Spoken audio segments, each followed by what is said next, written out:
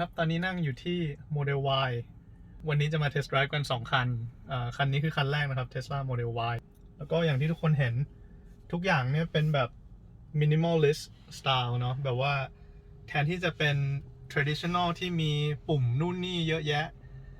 ตอนนี้ทุกอย่างอยู่ที่ center screen ตัวนี้ที่เป็นคล้ายๆ iPad ที่ค่อนข้างใหญ่มากนะครับแล้วก็มีคอนโทรลทุกอย่างจะอยู่ตรงนี้เช่นอุณหภูมิมีอะไรอีกมี navigation navigation เนี่ยข้อเสียคือมันเข้ากับ Android Auto หรือว่า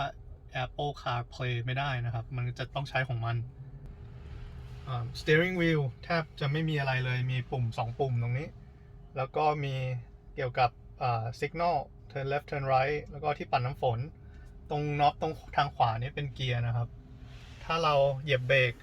แล้วเลื่อนขึ้นมันก็จะเป็นเกียร์ถอยหลังแล้วตรงจอเนี่ยมันบอกเราว่าโอเค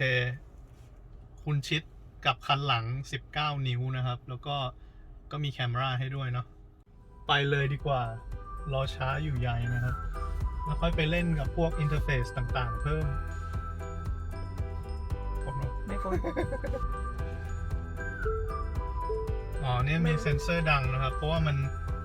ที่มันแคบมากเลยเมื่อกี้แล้วมันก็มีเซ็นเซอร์ดีเทคได้ว่ามีรถจอดอยู่ทางซ้ายทางขวาตัวนี้เป็นตัว long range ก็คือมันจะมีให้เลือก2แบบและเร็วๆนี้จะมีให้เลือก3แบบ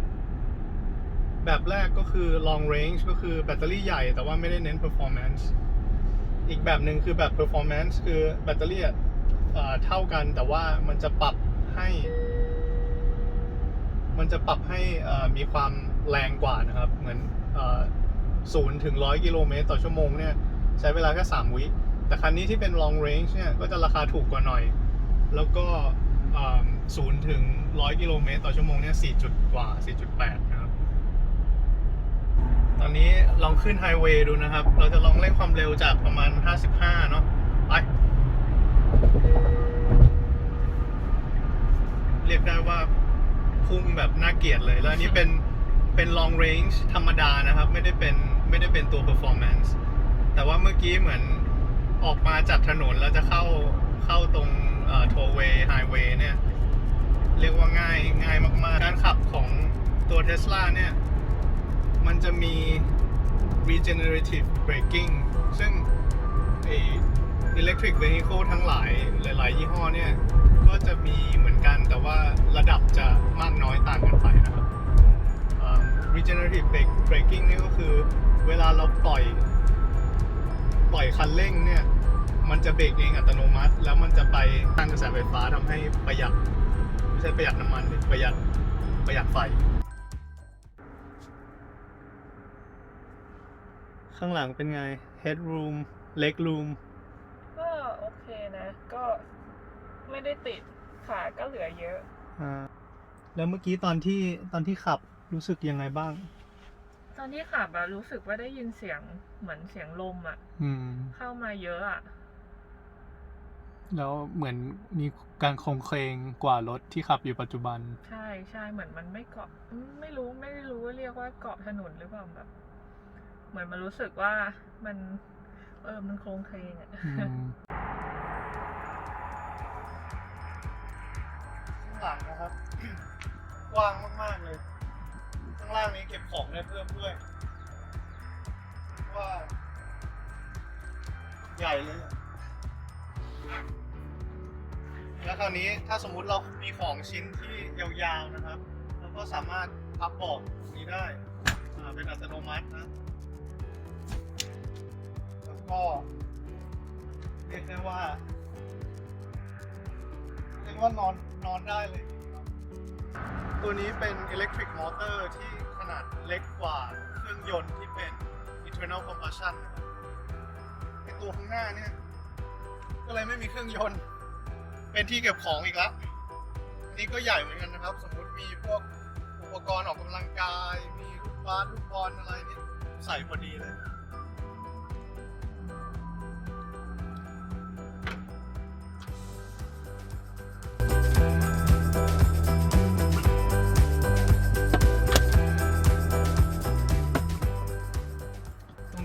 เป็น wireless charging สมมุติเราวางอย่างนี้ มันก็ชาร์จเข้าละ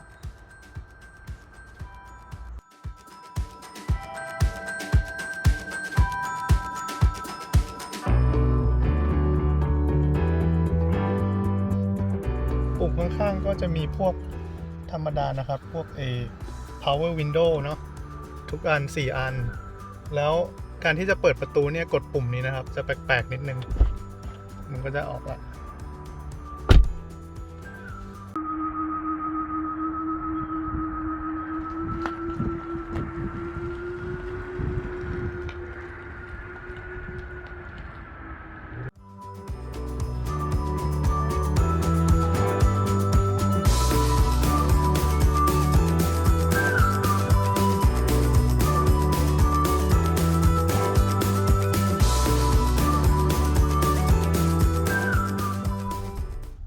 Now turn right to take the East Cypress Creek Road ramp.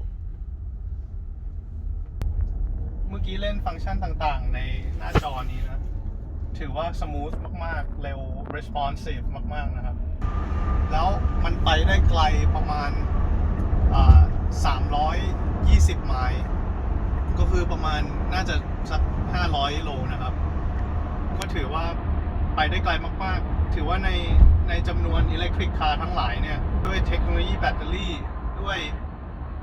การออกแบบรถให้มันรูลมไม่ต้านลมนะครับ มันเป็นรถที่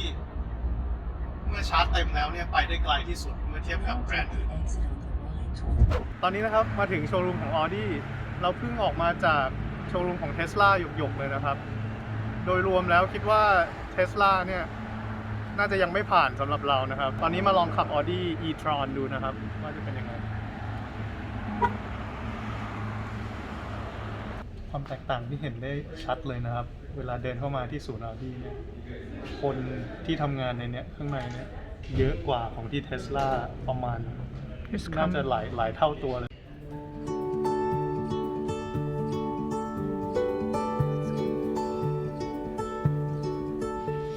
ตอนนี้เขากำลังเตรียมรถให้เราอยู่นะครับ เราก็เลยมานั่งเล่นในรถในโชว์รูม ตัวนี้เนี่ยไอแบตเตอรี่ไซส์เนี่ยประมาณเท่ากันนะครับ ประมาณ100 กิโลวัตต์อเวอร์ แต่ว่ามันจะวิ่งได้น้อยกว่า วิ่งได้แค่ประมาณ220 ไมล์ หรือว่าประมาณเท่าไหร่อาจจะ300ปลายกิโลเมตรนะครับ ทั้งที่ Tesla เนี่ยวิ่งได้ประมาณ500 กว่า ดังนั้นเห็นได้ชัดเลยว่าทางด้านเทคโนโลยีของแบตเตอรี่เนี่ยยังสู้ Tesla ไม่ได้ แล้วคันนี้เนี่ยน้ำหนักมันเนี่ยหนักกว่าเยอะด้วยนะครับ ดังนั้นด้วยการลู่ลมด้วยน้ำหนักมันทำให้ประหยัดไฟน้อยกว่า ดังนั้นชาร์จเต็มเนี่ยวิ่งได้ระยะทางน้อยกว่า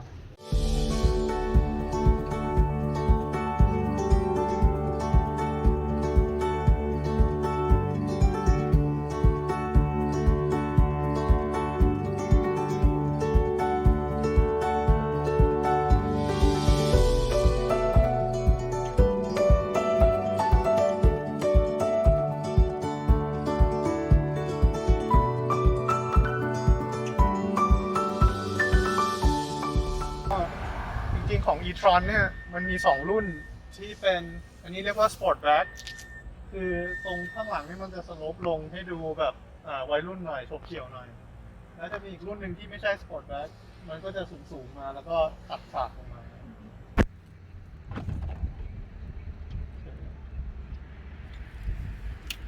e-tron เนี่ย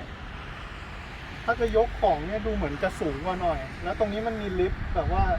ขึ้นมาเป็นระดับแล้วมันเตี้ยลงไปนะครับแต่ว่าเท่าที่ดูเนี่ยก็โดยเฉพาะตัวที่เป็นสปอร์ตแบ็คที่มันตรงข้างหลังมันลู่ลงมาเนี่ยมันน่าจะจุของได้น้อยกว่าตัวโมเดล Y ค่อนข้างเยอะเลยแหละข้างล่างตัวนี้มีตัวล้อสำรองนะครับทำให้ความจุของการใส่ของอย่างอื่นก็น้อยลงไป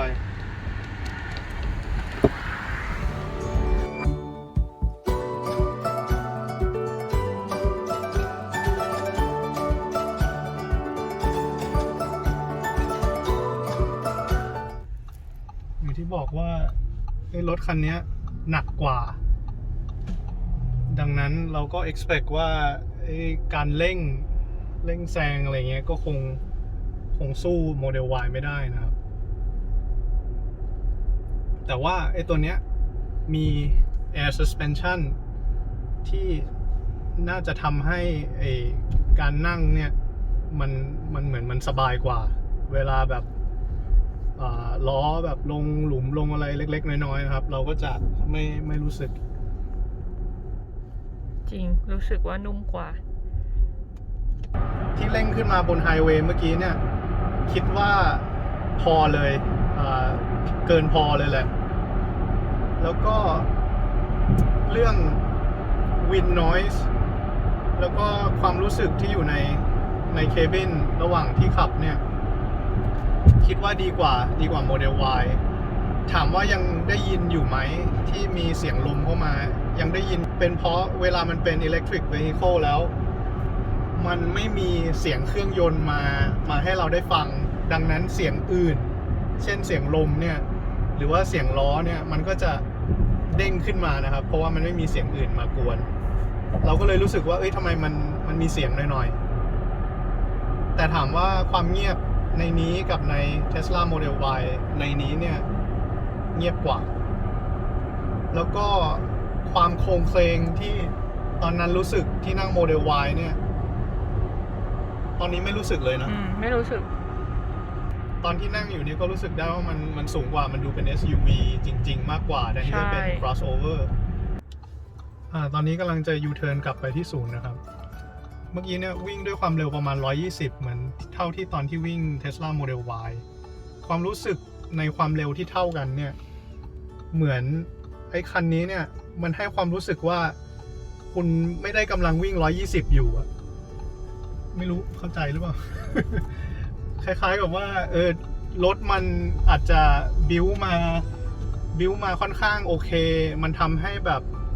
พวกเสียงต่างๆแล้วก็ความรู้สึกเนี่ยเหมือนกับว่าเราไม่ได้วิ่งเร็วอยู่แต่ที่จริงเราอะวิ่งเร็วอยู่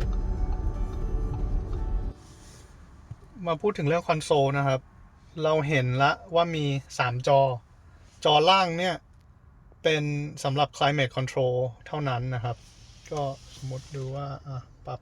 air condition sync ปรับอุณหภูมิ gear selection เนี่ยก็จะเป็นอย่างนี้คือก็เหยียบเบรกแล้วตอนนี้เราอยู่ที่ park ซึ่งเรากดใช้นิ้วโป้งกดเข้าไปนะครับแต่ถ้าเราจะ reverse เราก็ดันขึ้นก็จะมีกล้องหลังแล้วถ้าเรากลับมานิดนึงก็เป็น neutral เป็นเกียร์ว่างนะครับแล้วก็ถ้าเรามาล่างสุดก็เป็น drive โอเคพาร์คก็กดเข้าไปไอตัวจอเนี้ยเหมือนจะเป็นจอแบบกึ่งอเนกประสงค์หน่อยว่าตอนเนี้ยมันเป็นnavigation แต่จริงๆ navigation เนี่ยดูตรงจอนี้ก็ได้แล้วก็ดูได้หลายวิวแต่เป็นเต็มจออย่างนี้ซูมอินซูมเอาท์อะไรอย่างงี้ก็ได้นะครับในจอเนี่ยก็ responsive มากๆเลยเหมือนกัน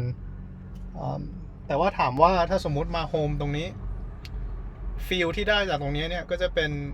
เหมือนรถทั่วไปมากกว่าถ้าเทียบกับ Tesla ใช่ไหมครับแล้วก็มีปุ่มต่างๆดูจากความ responsive ของ interface เนี่ยมันบอกได้เลยว่าตัวนี้ไม่แย่แต่ว่าเร็วไม่เท่าของ Tesla นะครับ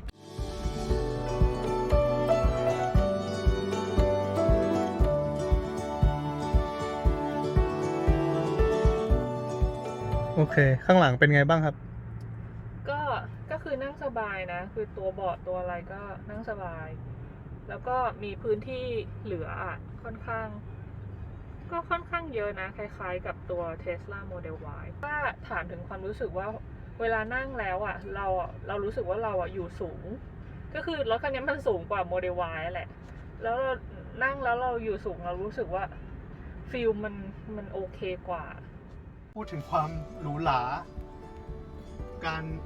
ความรู้สึกของเวลาที่นั่งอยู่ในที่นั่งคนขับเนี่ยดูพวก material ดูพวกวัสดุต่างๆ touch and feel ทุกสิ่งที่เรา touch เนี่ยมันให้ความรู้สึก luxury มากกว่า เรียกว่าต่างกันลิบลับเลย แต่ว่าจริงๆแล้วราคาของคันนี้ก็สูงกว่าโมเดล Y นะครับ แล้วก็วิ่งได้ระยะทางน้อยกว่า ดังนั้นมันก็ต้องบาลานซ์แล้วว่าคุณอยากได้อะไรในการซื้อรถของคุณนะครับ ถ้าเป็นรถประเภท EV แล้วก็ที่เป็น SUV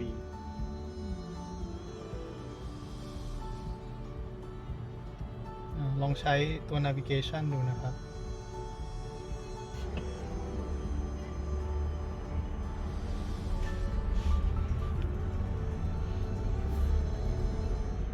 อันนี้เรากำลังจะขึ้นตัวไฮเวย์นะครับ เดี๋ยวจะลองจังหวะเร่งดู ให้ดูตอนนี้อยู่ที่ 49 ไมล์ต่อชั่วโมง แล้วไฮเวย์นี้น่าจะขึ้นจากประมาณ 50 เป็นประมาณสัก 70 แล้วกัน